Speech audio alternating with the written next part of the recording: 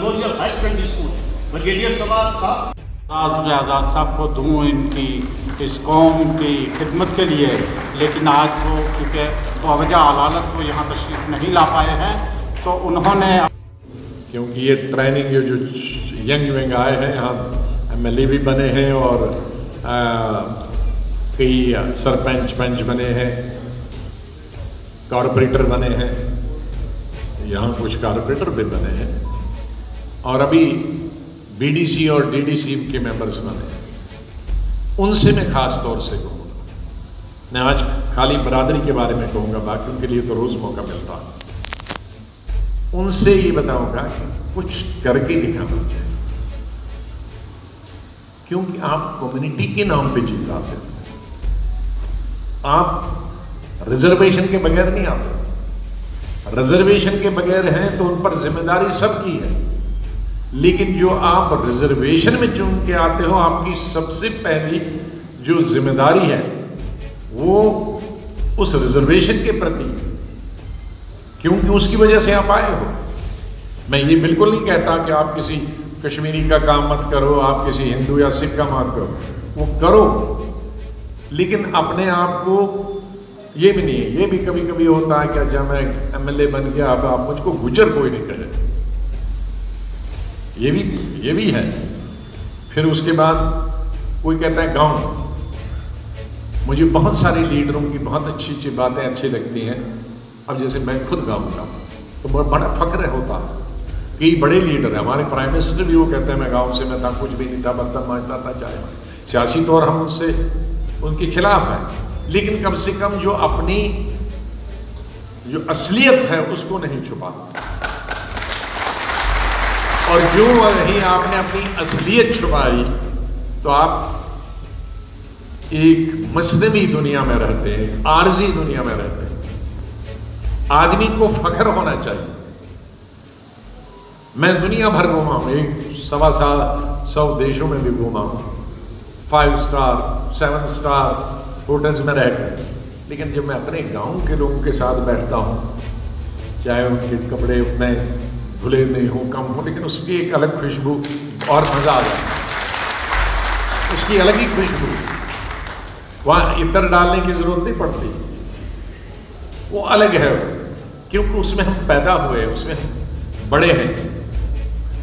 आज जो हम दुनिया में रहते हैं वो मसनवी दुनिया है, उसमें पोजीशन की वजह से हमारा आदर किया जाता, इज्जत की जाती।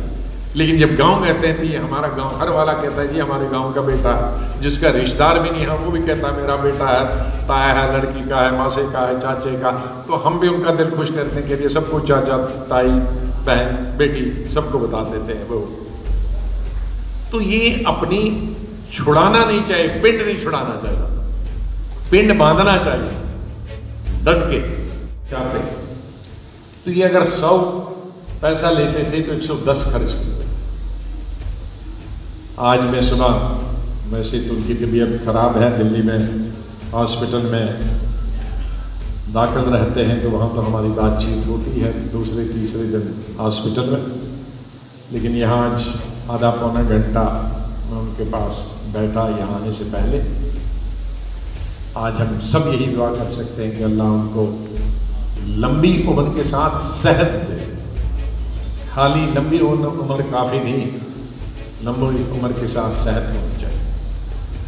मैं मुबारकबाद देता हूँ हमारे 3 साबका सदूर को, जिन्होंने इस इंस्टीट्यूशन की बहबूदी के लिए, इस इंस्टीट्यूशन, इस ट्रस्ट के फ़रोग के लिए, फलाह के लिए, बहबूदी के लिए अपनी गुजर कौम को आगे ले जाने के लिए, उनकी तालीम के लिए, समाज में उनको एक अच्छा मकाम देने के लिए काम किया।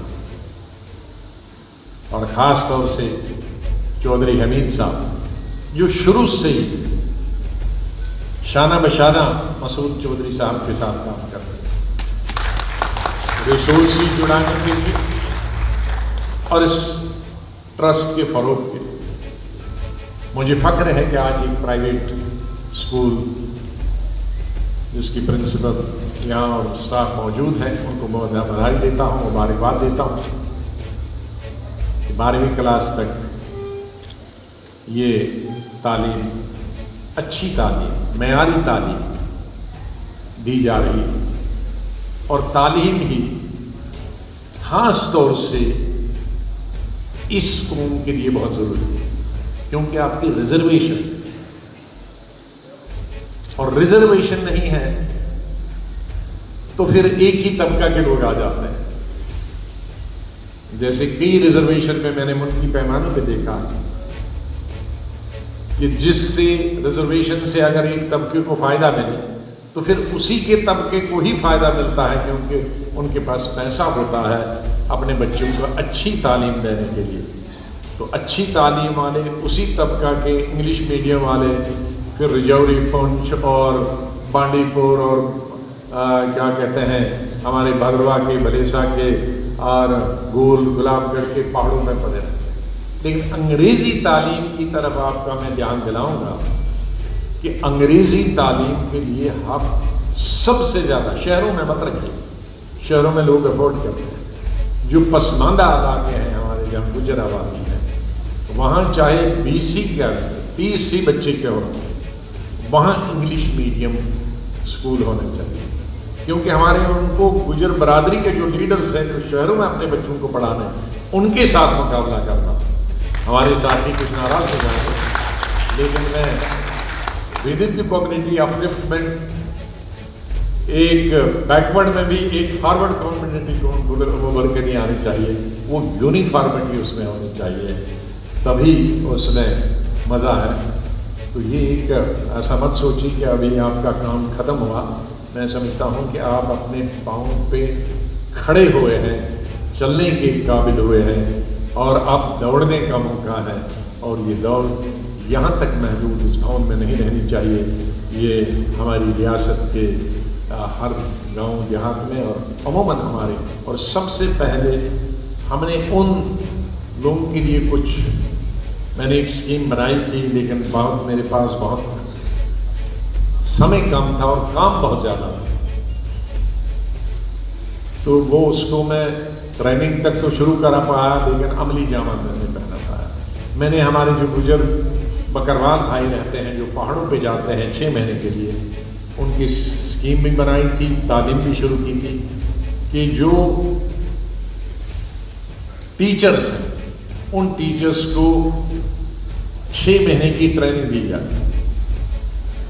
وہ دوائی کمپاؤنڈر کم ٹیچر، اب کمپاؤنڈر کو نہیں بھیج سکتے، وہ پڑھانا نہیں جائے گا، اور پڑھائیں گے تو اس کو کمپاؤنڈر نہیں ہو سکتا، اور اتنے لوگ ہیں بھی نہیں کہ ہر پہاڑوں پہ بھیجیں. تو 2 in 1 کہ ٹیچر کو 6 مہینے کی تنخواہ دی جائے، اور اس کو کم سے کم پیٹ درد، سر درد، زکام، نزلہ، لوز موشن، یہ پٹی اگر کسی عام طور پر ہمارے گجر بھائی بہنیں جو پہاڑوں میں رہتے ہیں وہ گر جاتے ہیں، زخمی ہو جاتے ہیں، ٹانگ ٹوٹتی ہے. اب ٹانگ تو وہاں ٹھیک نہیں ہو سکتی، لیکن خون تو بند ہو جائے، خون بند ہو جائے، کیونکہ خون نکلنے سے پھر مر جاتے ہیں. تو اس طرح کی ٹریننگ دی گئی تھی، اتنے سے زیادہ لوگوں کو دی گئی تھی تاکہ وہ پہاڑ میں جائیں، اور ان کو آنریریم بھی علاوہ دیا جائے.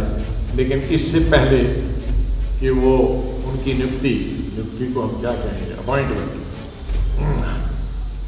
ہو جاتی، کہ ہماری نیوکتی ہو گئی، تو وہ نہیں ہو پائے.